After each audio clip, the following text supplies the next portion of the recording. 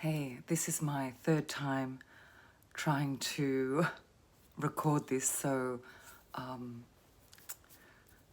sorry if you tried to tune in 3 times now. I wanted to say hello and check in on you and see if you are okay. There is a lot of noise here at the moment because we're in lockdown and, of course, everybody's home, so it's extremely noisy. I thought we might just start with a breathing exercise, coming into the space and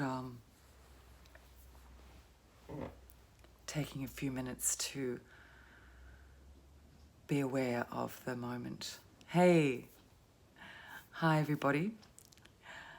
I have wanted to live stream for a while, but it's really challenging because of the amount of noise around, and the children are all home and they are not able to not come into the room. So I don't know how long we're going to have together. We have these precious moments. Hey, I'm glad you're okay. Tammy, I'm really glad you're okay. So we have these precious moments right now. So why don't we, wherever we are, safely, take a moment to breathe in and breathe out in the life as it is. Hey, yes, I've wanted to check in for days and I've tried 3 times today, and I keep getting messages from my children, and which is lovely, but it's difficult to live stream. And I'm looking at your messages now and thinking about what I want to say to you, and knowing that any moment that door may open. So wherever you are, being safe, come into the moment and just notice where you are and notice your physical form. Thank you. Thank you for loving my hair. I love my hair as well. Notice your physical form. Notice how you feel right now. Close your eyes if you're safe. Notice the pattern of breathing, because the pattern of breathing communicates to you about who you are and where you are in your journey. Breathe in and breathe out. If you can, gently lengthen the breath, gently lengthen the breath. Allowing the pattern of breath you have today, because so many things may have occurred before this moment. Lengthen the breath, come into the space, align your spine, draw your shoulders back, have the intention to be in the moment, and allow for what is. Okay, hello everyone. The dog is here.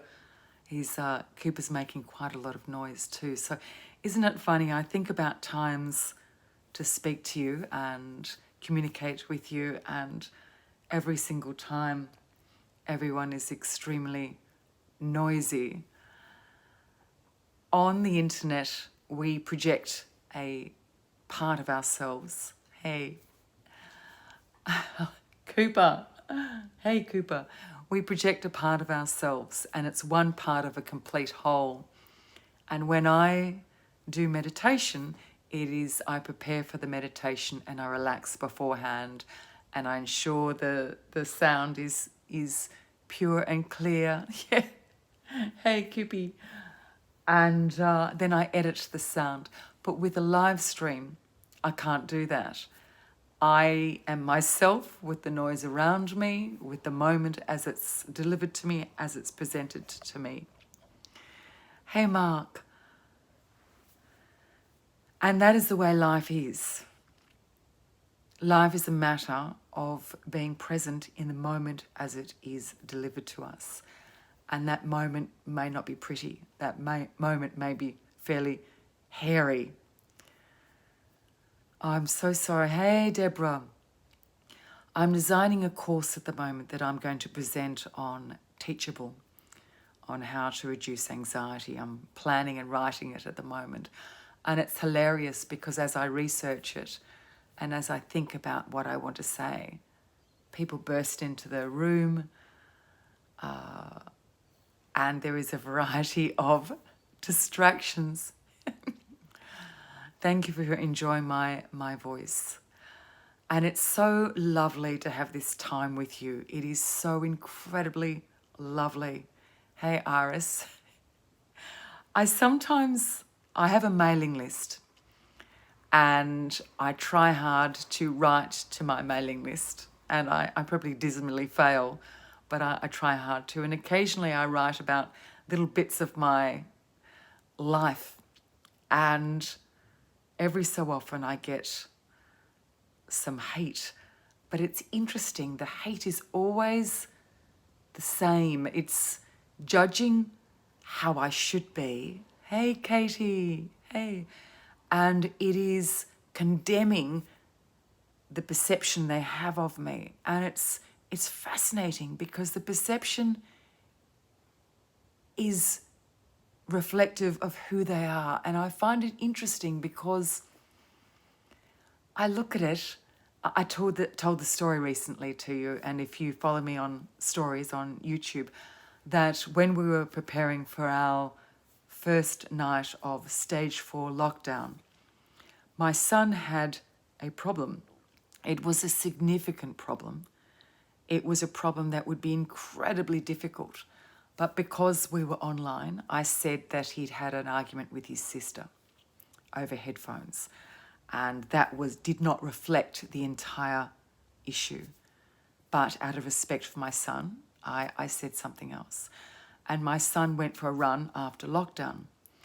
So I went through a number of steps to find him, and I found him. But I mentioned it on stories, and I received a lot of loving comments. But I also received a lot of comments judging my parenting and judging different aspects. And I found it fascinating because we do not know the path that others walk. We don't know their path. We do not know their story. One thing we do know is that each person's story is colourful. It has a number of different levels. And when we perceive or listen and judge, we limit our capacity for growth. We limit our capacity for wisdom. So when we judge others, we are the ones that are hurt in the process. Everybody's story is multifaceted and is not limited to what comes out of their mouth. Thank you. Thank you, Deborah. Hey, Lucy. When people project a persona on YouTube, it is what they feel like projecting at that space in time. It is not reflective of who they truly are. But that doesn't matter. What matters is what you perceive, Now, I'm not an expert here. I'm not a guru, and I don't get it right. I constantly use reflective practice. Reflective practice is the ability for you to look back on yourself with more compassion. If I find a negative thought, whatever word you want to use, a toxic thought, whatever word, rising up, I look at where that thought came from. It does not come from the person in front of you. It does not come from the judgment. It does not come from the event. It comes from me, my past, who I am as a person. And that's what I need to unpack. Rather than me saying, this takes me back to when this person did this. No. This takes me back to what I choose it to take me back to. I am what I choose to be. And healing is not about the experiences in the past. Healing is about letting go of the experiences in the past. We do this through reflective practice. I'm going to take a couple of minutes now to look at what you're saying. Yeah, the importance of reflective practice. I still constantly find myself with negative thoughts at different times, and I reflect, where does that come from? It does not come from a past event or a past experience. It comes from what you choose to attach to the past, what you choose to attach, and how you choose to perceive and see the past. Now, the good thing about that is that you are ultimately empowered to change your way of seeing the world. This all came from my readings of hate. And when people place hateful comments, thank you, Christina, it is an opportunity. Adversity is always an opportunity, always. It is a matter of seeing that and looking at victim behavior and unpacking victim behavior. It doesn't mean that we ignore pain. We look at it, we process it, we sit in it, we hold the pain in our hands, and we allow ourselves to bath in the pain.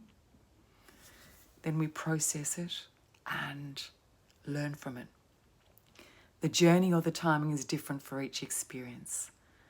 And I always suggest we seek out professional help, always. But our pain is not caused by those around us. Our pain is not caused by the events in our life. Our pain is caused by how our mind chooses to be mindful, chooses to be aware, chooses to see. Okay, I'm going to look at your comments now. Do I have any questions today from any of you? The mind is a powerful tool. The mind is our lens for seeing our world. Adversity is a good teacher, Iris, and we need to keep that front in mind and remember that our mind is our only teacher, is the lens we have to see the world. Natalie, you have, I'm sorry for your pain. I'm sorry for your pain, Natalie. You have incredible reserves of resilience and strength. Keep front of mind that our mindful self does not depend upon how people treat us. Refocusing during, Emily's asked, what is a good tip for refocusing through meditation? Letting go of the need to refocus, bringing your mind back to the breath, being gentle on yourself. So letting go of the need to refocus, being gentle on yourself, and bringing your mind back to the breath. Meditation is very simple. We all tend to, me included, we make it complex. We make it too serious. It's about being aware of the moment, what's happening right now, the simple moment, the unadulterated moment. It's not about magic, it's about being. It's not about complexity, it's about simplicity. It's not about what others tell you, it's about solace. Okay. I love that, Frog Prince. Thank you so much. Thank you. I'm just going to look at the screen for a little while. Robert says I'm having a hard time being gentle with myself. Being gentle with yourself is about the features of being gentle. It's about going softly, sitting in the moment, and taking step by step. Hey, I'm giving you simple answers to your questions because there's so many people asking me questions. So I'm trying to honor all of you, which is impossible, of course, but I'm trying to do my best at honoring all of you in this interesting space of a live stream where there are so many questions and so much interaction. And what I want to say, hey, Coops, Coop.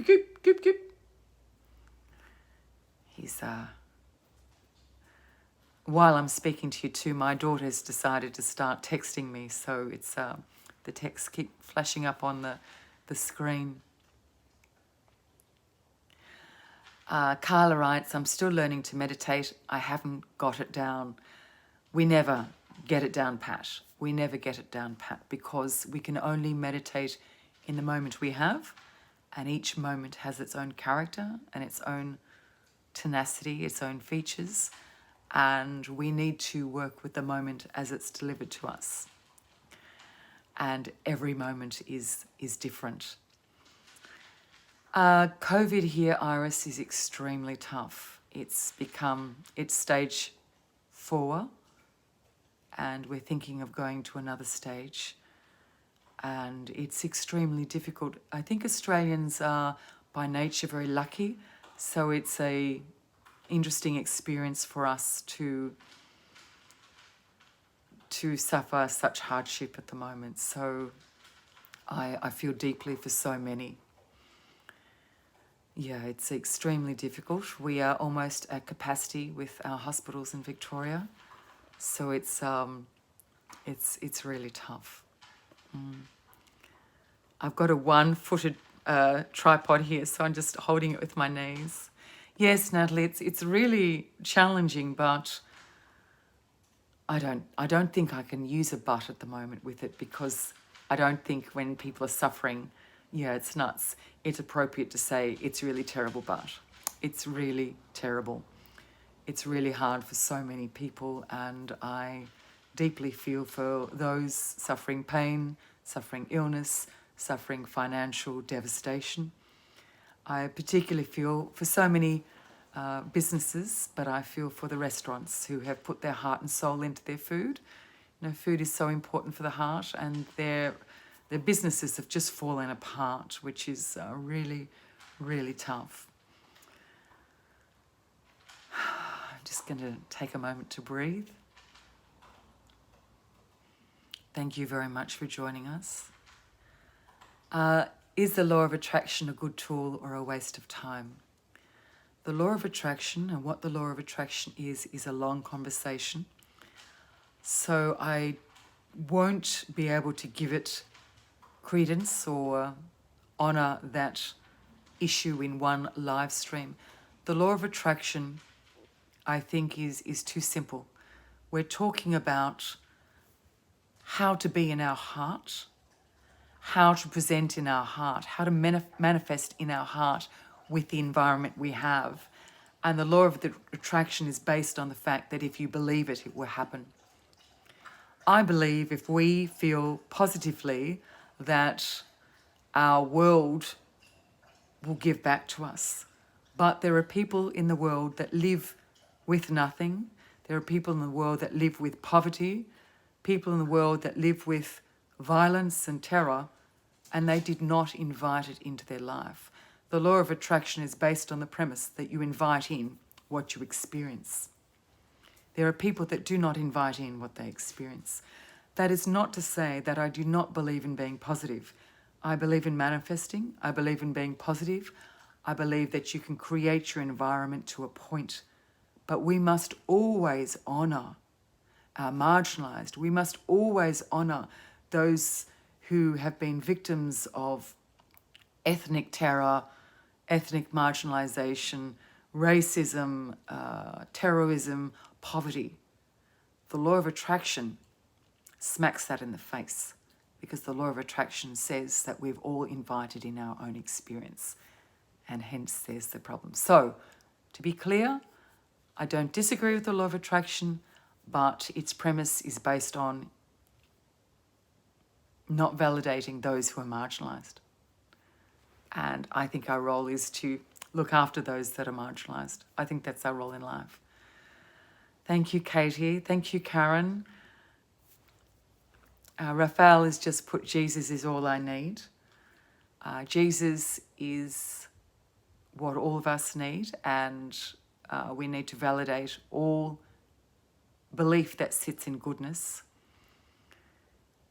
and include all, regardless of their belief, their orientation. You know, my background was Christian. My background was Catholic. And our beliefs do not give us permission to avoid people in need. Our role in life is to service. Our role in life is to serve while maintaining our sense of self. If we ignore our sense of self, we won't be able to serve.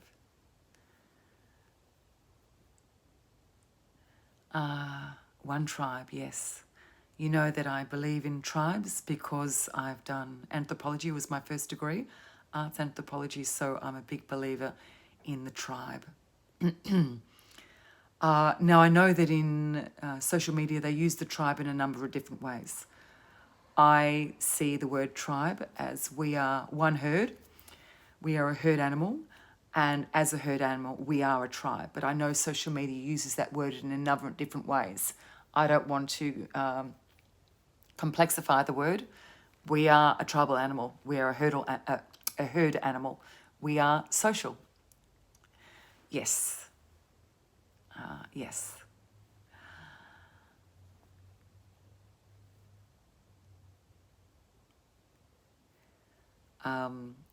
ASMR, I use ASMR in my meditations. My children were bullied over a period of time, so I decided to stop doing certain types of ASMR, and I am very happy with the content I produce. Yes, anthropology. Hurdle, that's funny, OJ. So I really enjoy doing meditation, and through meditation finding ways to comfort and provide a pathway. I'm very happy with what I do. As I was saying earlier, I'm creating a course on how to manage and reduce anxiety, which will be on Teachable. So I'll let you know when that's on, and please follow me on Spotify and follow me on Instagram so that I have a way to contact you. Thanks, Iris. Thank you, Katie. I might finish up today. If there's any more questions, I'll answer them. Otherwise, we can finish with a meditation. Yes, I'm seeing that some of you are struggling. This is a very challenging time. I think it's important that we see it that way and we don't minimize what is happening. The landscape of the world is changing. People are dying, people are suffering, people are experiencing loss of dreams. People's businesses are dreams. They've put their heart and soul and money into their dreams. Their dreams are being ransacked and taken away from them. This is an awful time. To see it in any other way does not do us justice. Sit in the fact that it's awful. Meditate in the fact that this is an awful time.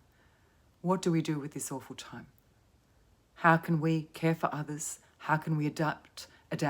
How can we be flexible in this awful time? How can we rise above ourselves? How can we work through our grief? How can we step through our anxiety? Gently, step by step, and by serving others through this process, and at times just demonstrating self-care. Let's take a moment now and breathe in and breathe out. Sit down or lie down comfortably. Yes. Let's sit in this world at this moment, this world that is quite dark, and let's shine light upon the darkness. Let's shine positivity upon the loss. Let's shine understanding and empathy upon grief. And let's select to take one step at a time, allowing for what is, allowing for an imperfect existence, an imperfect moment, perhaps a tragic moment, perhaps a busy moment, and be the most aware version of ourselves we can be in that moment, with a gentleness and a softness for what is. Breathe in and breathe out. Breathe in and breathe out. Allow everyone to be who they are.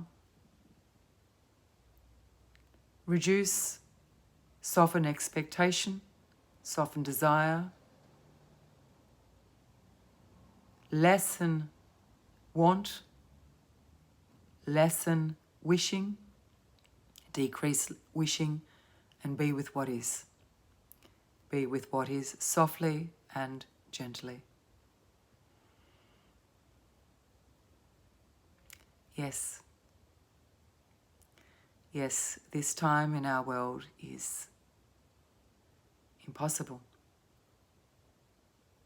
Adversity is impossible.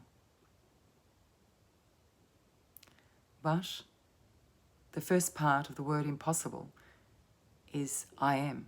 I am. And the second part is possible.